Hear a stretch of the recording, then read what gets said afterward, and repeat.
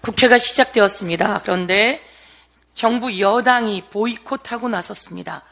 보이콧하는 여당 참 보기 그렇습니다. 어떻게 여당이 국회를 보이콧하게 되었습니까? 제가 아무리 생각해도 국힘당은 방법이 없습니다. 국힘당 여러분, 불안해하지 말고 고집 피우지 말고 국회로 들어오세요. 제가 아무리 생각해도 국힘당은 방법이 없습니다.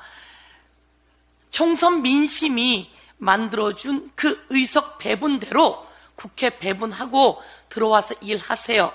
그런데 말이죠, 일을 하지 않으면 월급 받지 않아야 되는 거 아닙니까?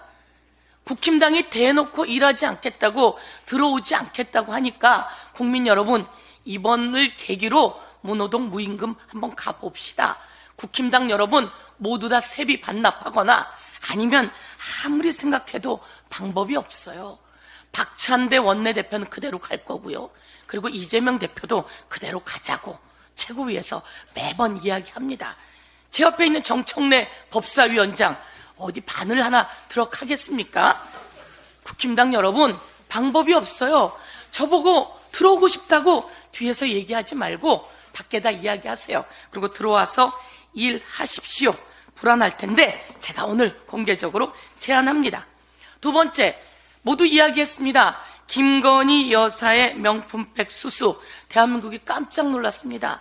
그 촬영하는 장면에 김건희 여사가 노란 휴지 놓고 명품백을 호호 하하 하며 받는 모습 봤습니다.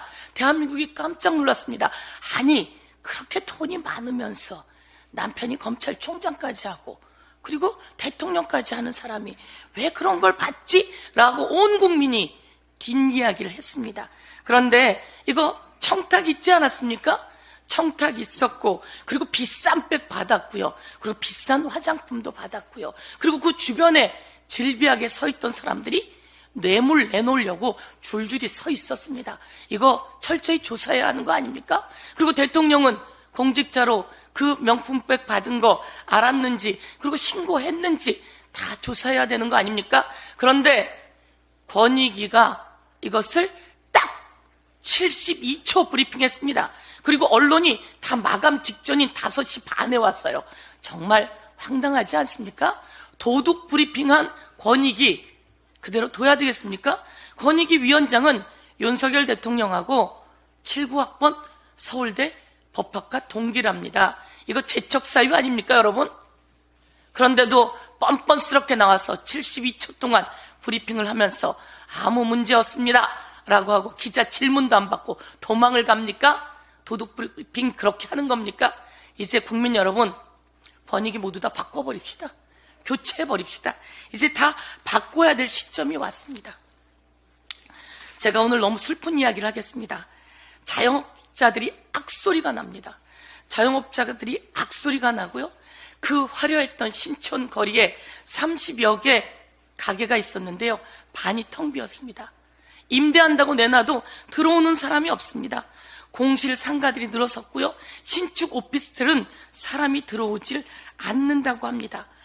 그곳에 그 붐비던 중국인 관광객은 눈을 씻고 봐도 찾을 수가 없다고 합니다. 누가 도대체 이렇게 만든 겁니까? 많은 사람들이 얘기합니다. 대통령 된 지 딱 2년밖에 안 됐는데 대통령이 대한민국 경제를 이렇게 망가뜨릴 수 있습니까? 라고 이야기합니다. 제가 오늘 이 자료를 가지고 왔습니다. 이게 바로 신촌에 있는 그 상가들입니다. 제가 다니던 이화여대 앞에 상가들입니다. 30여 개의 상가가 있는데요. 반이 문을 닫았답니다. 그리고 텅 비었답니다. 어려워서 돈을 빌렸을 때, 코로나 때 그래도 저리로 돈을 빌려서 1.8% 이자였다고 합니다. 그런데 이제 그 저리로 빌렸던 대출금들 갚아야 될 시기가 왔답니다. 그래서 카드론 대출을 하려고 봤더니요, 카드론 대출 이자가 17%라고 합니다, 여러분. 1.8%대 대출 받았던 그 자금들 이제 갚아야 한다라고 해서 갚으려고 카드론 대출 받으려고 했더니 이자가 17%라고 합니다. 이러면 어떻게 살겠습니까? 악소리 나는 자영업자들. 2019년에 572만이었는데요. 아니, 작년에 572만이었던 자영업자가 562만으로 딱 10만 떨어졌습니다. 대한민국 경제 살려내야 되지 않겠습니까? 그런데 대통령은 5천억 들여서 시추한다고 합니다. 석유 나온다고. 1인 기업에다가 자기 단독주택이 회사였고 아브레 지온지, 그 사람은 석유공사 관계자가 자기한테 찾아와서 입찰에 응하라고 했다고 합니다. 여러분, 이게 말이 됩니까? 도대체 이런 사람 어떻게 찾았는지 제가 지난번에 딱 질문했습니다. 찾아도 이런 사람 찾기 어려울 거다.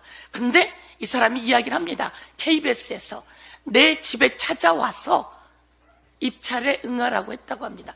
이야기는 그렇게 합니다. 내 강의 듣다가 했다고 하는데 석유공사 관계자들은 그렇게 함부로 막 해도 되는 겁니까?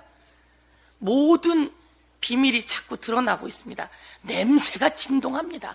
사기 의혹이 있는 이런 내용을 대통령에게 보고한 자들 전부 다 이제 국회에서 청문회 합시다. 그래서 낱낱이 밝혀내고 거기 들어갈 돈 이렇게 자영업자 살리는데 쓰라고 강력히 요구합니다. 이상입니다.